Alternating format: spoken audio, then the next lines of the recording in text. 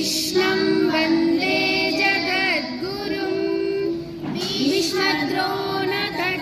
जयद्रथजला गान्धारनीलोत्पला शल्यग्राहवती कृपेण वहनी कर्णेन वेलाकुला अश्वत्थामविकर्णघोरमकरा दुर्योधनावर्तिनी स्तोत्तीर्णा खलु पाण्डवै रणनदी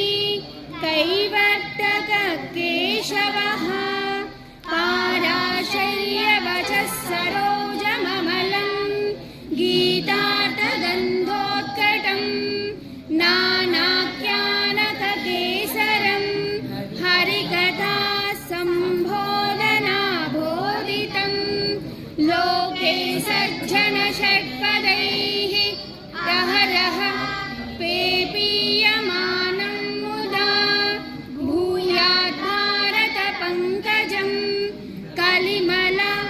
प्रध्वंसिनः श्रेयसे मूकं करोति वाचालं पङ्गुं लङ्घयते गिरिं यत्कृपातमहं वन्दे परमानन्दमाधवं शान्ताकारं भुजगशयनं पद्मनाभं सुरेशं विश्वाधारं गगनसदृशं मेघवर्णं शुभाङ्गं